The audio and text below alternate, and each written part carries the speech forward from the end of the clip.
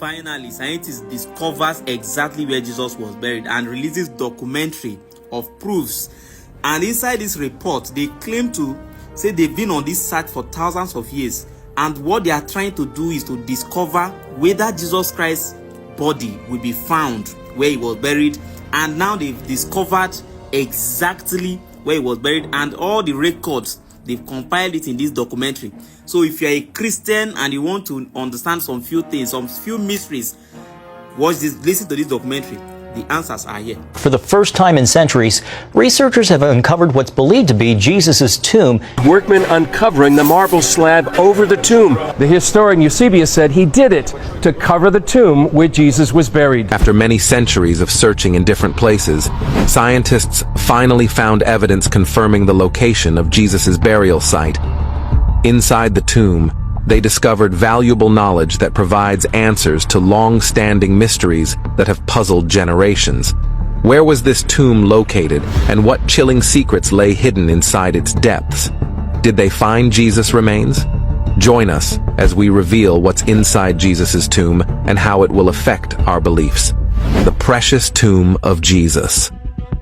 Recently, researchers made a fascinating discovery at the Church of the Holy Sepulchre in Jerusalem's central area.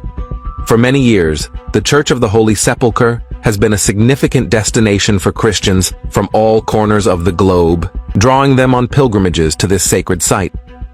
According to the stories in the New Testament, Jesus was crucified at Golgotha, often called the place of the skull. This spot, believed to be an old stone quarry outside the city walls, has a deep significance in Christian history. Around a decade after Jesus' death, a new wall was constructed enclosing the area where Jesus was crucified and buried within the city limits of Jerusalem. This explains why the Church of the Holy Sepulchre stands within the Old City today. Emperor Constantine I, who embraced Christianity, ordered the demolition of a temple dedicated to Venus in Jerusalem to make room for a church. During the demolition, workers uncovered a tomb believed to be that of Jesus. Pilgrims visiting the Church of the Holy Sepulchre would first ascend a staircase from the main street of Jerusalem, the Cardo. They'd then pass through various sections including a narthex, a basilica, and a sacred garden, where the rock of Golgotha stood, before reaching the Holy Sepulchre itself. Initially, the tomb carved into the rock was exposed to the elements, but later a small building was constructed to protect it. The entire complex was richly adorned, as described by Eusebius of Caesarea, a biographer of Constantine, as well as depicted in early 5th century artwork in Rome and on the Madaba mosaic map from the 6th century.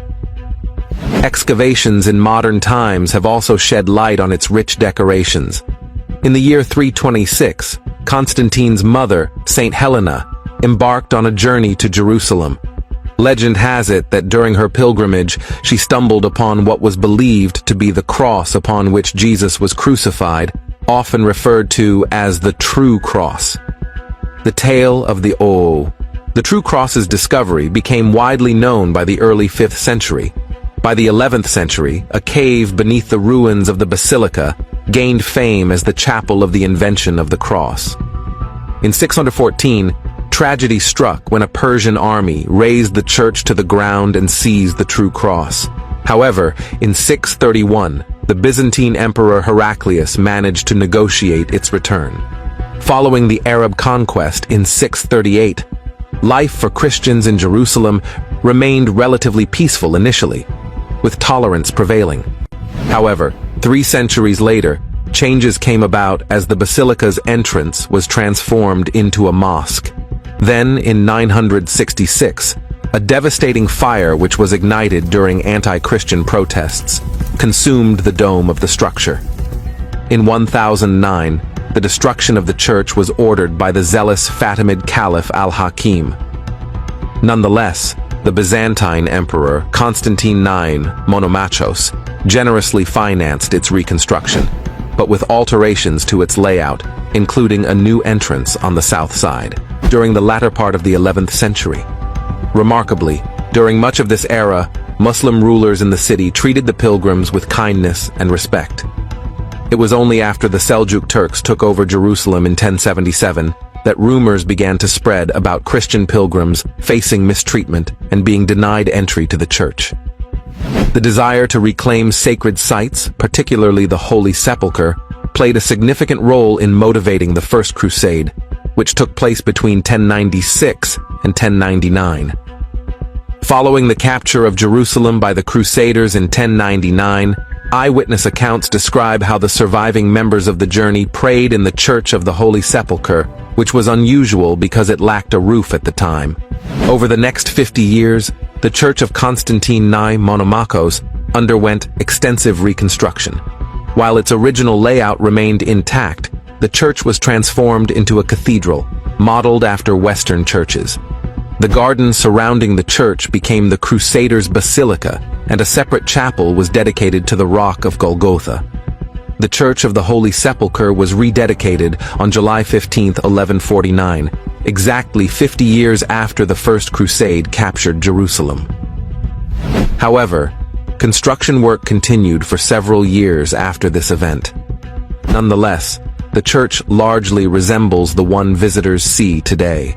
Due to the influx of pilgrims, measures were taken to control entry and movement within the church, evident from the twin doorways still visible today. Finely carved lintels, through which pilgrims once passed, were relocated to the Rockefeller Museum in Jerusalem following an earthquake in 1927. Following the Muslim reconquest of the city in 1187, one of the entrances to the church was sealed off. Despite periods of Muslim rule, pilgrims were still permitted to visit the site, and Western leaders sought negotiations to secure access rights. This place was protected for a long time, until archaeologists unexpectedly found it, unveiling the burial site of Jesus. Inside the tomb, they found something astonishing. Old mortar lying beneath the stone, where it's believed Jesus was laid to rest. This mortar dates back to the time when Emperor Constantine ruled the Roman Empire, unveiling Jesus' tomb. This discovery adds weight to the stories passed down through history about the spot where Christians believe Jesus was buried. Going back in time, we find Constantine, the first Roman emperor who embraced Christianity.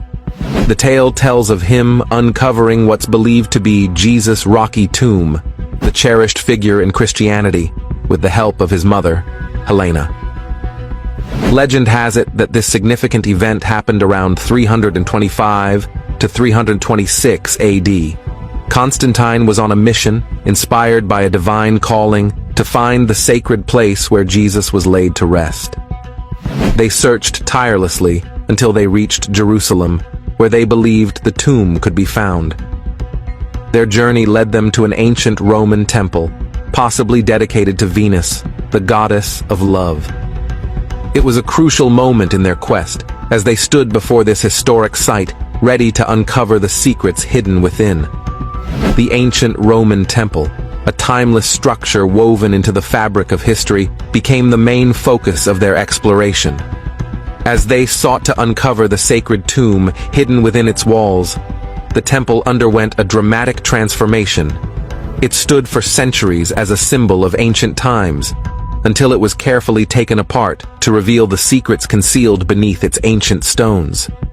As they peeled back the layers of history, the excavation uncovered a tomb carved gently from the rough edges of a limestone cave. The moment they revealed the tomb's interior marked a significant point in history. The natural cave, now regarded as a sacred space, had its upper section removed to expose the hallowed confines within. This monumental discovery led to the creation of the edicule, a protective structure around the sacred space, preserving the essence of the divine revelation. The tale of Constantine's pursuit and the subsequent revelation of the tomb beneath the Roman temple symbolizes the complex relationship between history, faith, and the search for sacred relics. It's a story deeply ingrained in Christian memory, blending the temporal and spiritual aspects into a profoundly meaningful narrative. Within the sacred walls of the tomb, believed to hold the remains of Jesus Christ, one feature stands out: a long shelf often referred to as a burial bed. According to tradition, this is where the body of Jesus was tenderly laid after the crucifixion, inviting contemplation on the profound implications of that significant moment in Christian theology. Exploring the complex details of the tomb, we discover something fascinating, a similarity to the tombs of wealthy Jews living in Jerusalem during the 1st century. These tombs, carved from sturdy limestone caves, often featured shelves and niches. It's like they shared a common understanding of how to honor the departed, building these sacred spaces with a deep sense of respect. The burial bed isn't just a physical structure. It carries profound symbolism coupled with the spiritual story of Christianity. It represents the final resting place, silently bearing witness to events of great importance. As we study the details etched into the limestone, we feel a deep connection to the rich tale of Christian beliefs.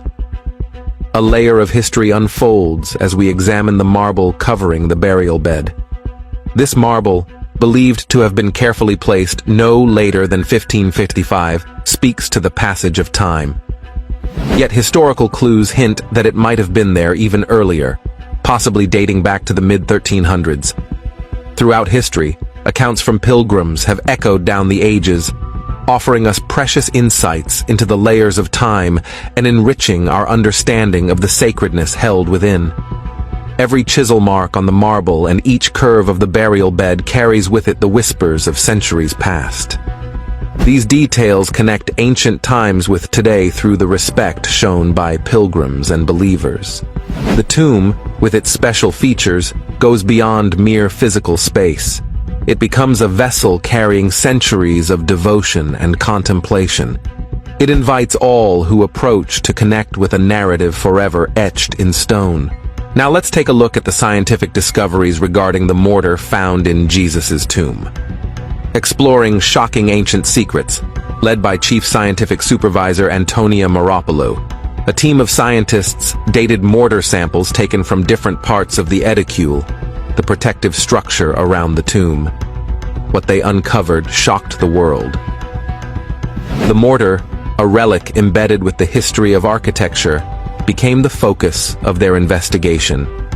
By analyzing samples from various points within the edicule using radiocarbon dating, they sought to reveal the ancient secrets hidden within the mortar. The recent test results shed new light on the timeline of the edicule's construction.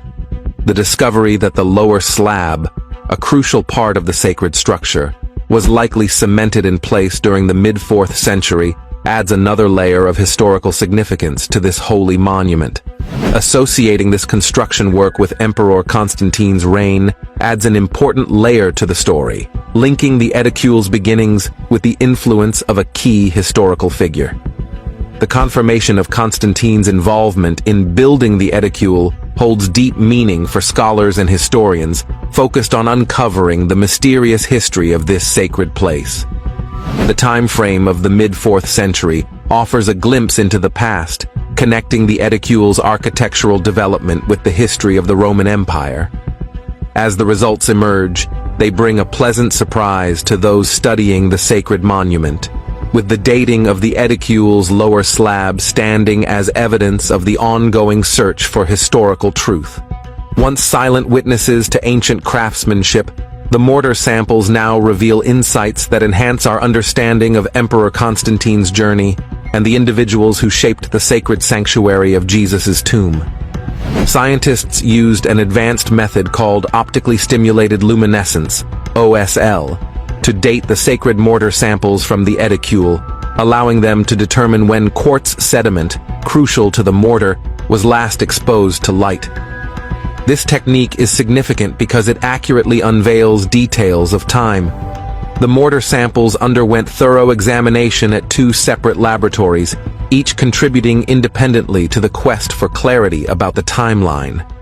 Using OSL, the researchers aimed to uncover the history stored in the quartz sediment. By studying how this sediment was exposed to light over time, they gained insights into the periods when the mortar underwent changes. Questions arose about whether the rebuilt church accurately reflected the sacred ground identified by a delegation from Rome 17 centuries earlier. Despite these uncertainties, the church remains a symbol of Jerusalem's enduring spirit, inviting reflection and investigation into the complex narratives of faith and historical accuracy. As researchers examined mortar samples taken from the remains of the southern wall of the cave, they began to piece together a historical timeline. Dating these samples to the years 335 and 1570 provided a link between construction work from the Roman era and a documented restoration in the 16th century. These echoes of mortar, preserved within the structure of the edicule, serve as evidence of the enduring history embedded in this sacred space. The southern wall, having witnessed centuries of change, revealed signs of Roman-era construction, reinforcing the story of how the edicule evolved. Through scientific analysis, guided by precise dating methods, researchers were able to decode the chronological imprints left by different builders and restorers. A significant discovery came when they examined the mortar from the tomb entrance, which bore the signature of the 11th century.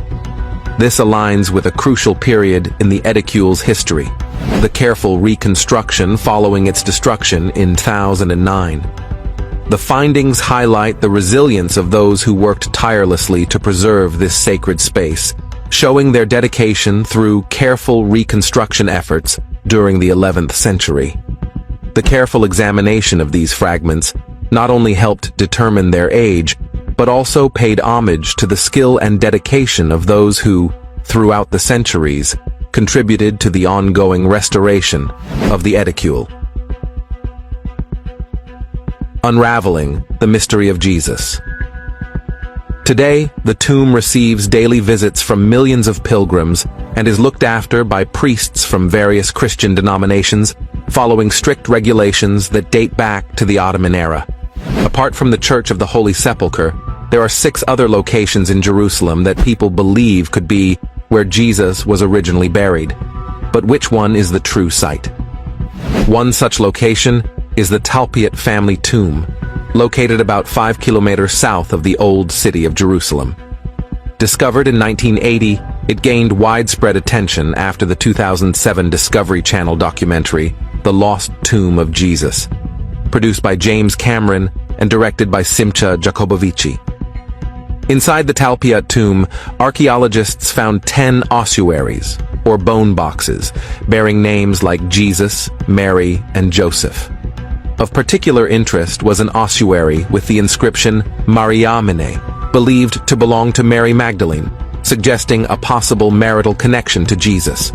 2 other ossuaries contained names suggesting familial ties to Jesus: Jude, son of Jesus, and Jesus, son of Joseph, leading to speculation that Jesus and Mary Magdalene might have had a son named Jude. However, scholars argue that names like Jesus, Joseph, and Mary were common in 1st century AD. Judea, so their presence doesn't necessarily prove a connection to the biblical figures. It's possible that the filmmakers, Cameron and Jacobovici, may have interpreted these names too strongly, as they were popular names of the time, and might not indicate any direct connection to Jesus and his family.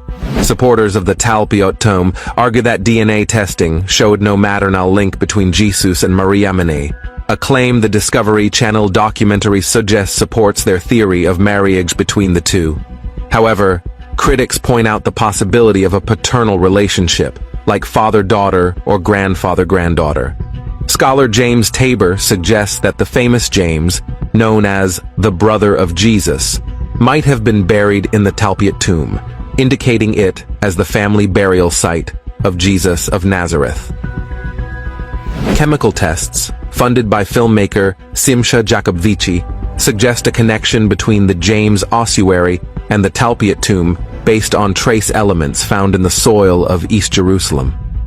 Despite the compelling story, some question the reliability of the results due to the small sample size used in the tests. Additionally, there's uncertainty about the origin of the James ossuary, as its appearance doesn't match the other ossuaries found in the Talpiot tomb.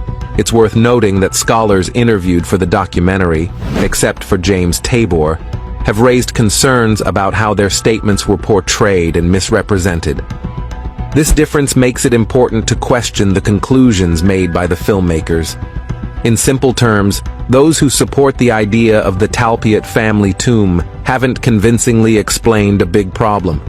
If Jesus' family came from Galilee, why would they have a family tomb in Jerusalem?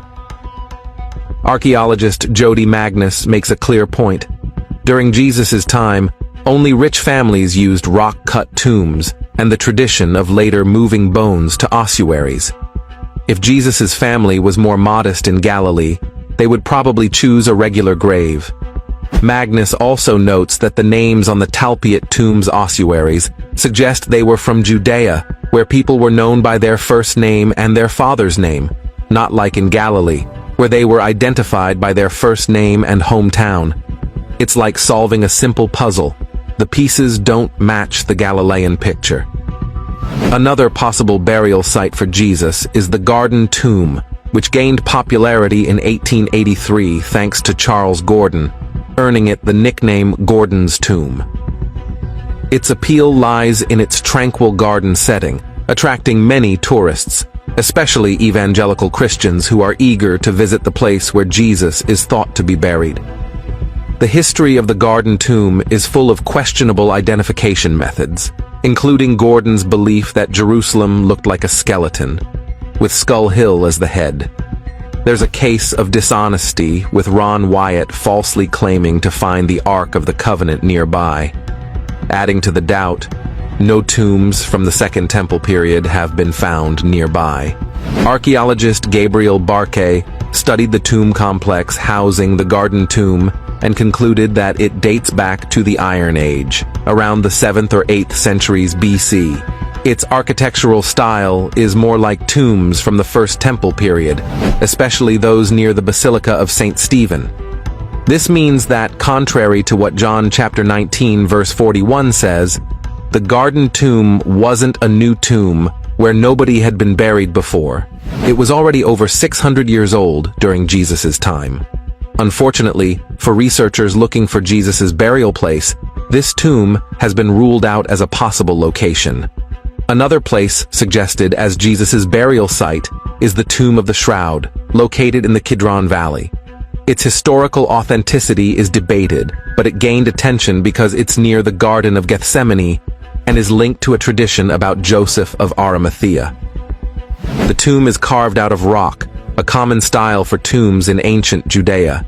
It's thought to be significant because it might be connected to the events surrounding Jesus' crucifixion and burial. Tradition says it's called the Shroud Tomb because an ancient burial shroud or cloth was found there. While some traditions believe the Shroud Tomb is indeed connected to Joseph of Arimathea, who, according to the New Testament, gave Jesus a tomb after his crucifixion, others doubt this claim. There's limited archaeological evidence supporting the idea that the Tomb of the Shroud is where Jesus was buried, and experts have different opinions on its historical accuracy. Despite the uncertainties, people are attracted to this site because of its religious significance and the mysteries surrounding its connection to Jesus' burial. It's still considered an important part of the rich tapestry of traditions and beliefs about where Jesus was laid to rest. The Dominus Flevit Church is another spot some traditions link to Jesus' burial, although it's not widely believed to be the actual tomb. Located on the Mount of Olives in Jerusalem, it offers a stunning view of the Old City. Its name means "the Lord wept" in Latin, commemorating the tradition that Jesus cried over Jerusalem from this spot. Designed by Italian architect Antonio Barluzzi, the church is shaped like a teardrop to symbolize Jesus' tears. Its unique architecture and panoramic vista make it a fascinating stop for visitors exploring Jerusalem's sacred sites. Next to the Dominus Flevit Church is a rock-cut tomb that has some traditions associated with Joseph of Arimathea, the man who, according to tradition, provided Jesus with a tomb after his crucifixion. Although Dominus Flevit Church isn't as famous as the Church of the Holy Sepulchre, it still holds spiritual importance on the Mount of Olives, a site connected to many events in the Bible. While it's not widely accepted as Jesus' actual burial place, the church remains a meaningful spot filled with history, beautiful architecture, and the religious stories from Jesus' time. The tomb of the Virgin Mary and the tomb of Joseph of Arimathea are also believed by some to be potential burial places of Jesus. The tomb of the Virgin Mary. The tomb of the Virgin Mary, located in the Kidron Valley, is traditionally associated with Jesus' mother's burial. Pilgrims and visitors are drawn to this site, believing it holds significance in Christian history, even though historical evidence supporting its connection to Mary is limited. People are attracted to this tomb because of their respect for Mary and the stories passed down in Christian tradition. Joseph of Arimathea, mentioned in the New Testament, is known for providing his tomb for Jesus' burial. The exact location of Joseph's tomb varies among different beliefs. Some say it's in the Kidron Valley, while others point to different places. These differing claims add to the mystery surrounding the search for where Joseph was laid to rest after his significant role in Jesus' burial. Both tombs are surrounded by religious devotion and history, offering believers a chance to connect spiritually as they explore them. The stories connected to these sites are woven into the broader fabric of the Christian faith, inviting both pilgrims and historians to delve into the tales passed down over generations. The search for the exact location where Jesus was buried continues to intrigue those interested in the historical and spiritual aspects of his burial. In 2017, a team of experts embarked on an ambitious project to restore the Church of the Holy Sepulchre in Jerusalem. This site is revered by Christians as the place where Jesus was crucified, buried, and resurrected. The church has a complex history, having undergone multiple renovations and alterations over the centuries, which makes it a subject of fascination for historians, archaeologists, and believers alike. The main aim of the restoration project was to strengthen the edicule, a small shrine that houses the tomb of Jesus within the church. The edicule itself has been repaired and renovated numerous times since it was built in the early 19th century. Over time, the structure began to show signs of decay, including cracks in its marble walls and instability in its foundation. To ensure the preservation of this sacred site, experts carefully planned and executed a restoration. As they worked on reinforcing the edicule, the team of specialists made an unexpected and remarkable discovery. While delicately removing the marble covering from the tomb's inner chamber, they uncovered a previously sealed chamber within the tomb itself. This hidden chamber had been untouched and hidden for centuries, completely forgotten until now. The revelation astonished the archaeological community and added a new layer of mystery to the history of the Church of the Holy Sepulchre. It appeared that the sealed chamber had been closed off during a renovation of the edicule in 1555, a fact that had been lost over time. Although the newly discovered chamber didn't contain any human remains or significant artifacts, its presence highlighted the ever-changing nature of the church and the layers of history concealed beneath its sacred walls. Archaeologists and historians were quick to realize the significance of this discovery. It highlighted the continuous effort to uncover the mysteries surrounding the Church of the Holy Sepulchre, a place steeped in centuries of religious devotion and historical changes. The purpose and importance of the sealed chamber remain topics of scholarly discussion, opening up new paths for research and exploration within this sacred site. The uncovering of the hidden chamber was a truly remarkable event connected to the history of the Church of the Holy Sepulchre. It served as a reminder that, even in one of the most revered and extensively studied locations in the world, there are still secrets waiting to be revealed. This unexpected discovery sparked renewed interest in the Church's past and the ongoing quest to comprehend its intricate history. Aside from the fascinating findings within the Church of the Holy Sepulchre, the search for Jesus' burial place has expanded beyond Jerusalem. In the town of Talpio, just south of the city, lies the Talpiot tomb, which has attracted considerable attention in recent years. Discovered in 1980, this tomb complex contained 10 ossuaries, 2 of which have sparked significant debate and controversy. One ossuary has the inscription Yeshua bar Yehoseph, meaning Jesus, son of Joseph, while the other features Maria Mene Emara, which means Mary, known as the Master. Some suggest that this tomb could be where Jesus, Mary, and potentially other family members were laid to rest. However, scholars vigorously argue over the authenticity and meaning of these inscriptions. Skeptics point out that names like Yeshua, or Jesus, and Maria Mene, or Mary, were common during that time, making such combinations statistically likely. The translation of Maria Mene Emara as Mary, known as the Master, is also open to various interpretations. Despite the controversy, the Talpiot tomb remains a topic of investigation in biblical archaeology. While it hasn't definitively been linked to Jesus' burial, it contributes to the ongoing exploration of historical and archaeological aspects of Jesus' life and death. The quest to uncover the secrets of his final resting place continues, captivating scholars and believers alike. What are your thoughts on the discovery of the tomb of Jesus? Let us know your opinion in the comments below. Do you agree with this report or not? If you agree with this report, let us know on the comment section, and if you disagree, also let us know. But if you discover you've seen since over 2 years now, about 2 years, and of course 2 years plus now, because now we are in 2024, that is 2024 years ago that Jesus Christ left this world. And since that time, there has been argument as to whether it is true or not. Even in Israel, if you go to Israel, you still see some people who does not believe that the Messiah has come, and they actually came there, and he came in Nazareth. But who am I to refute these claims? You have seen this report.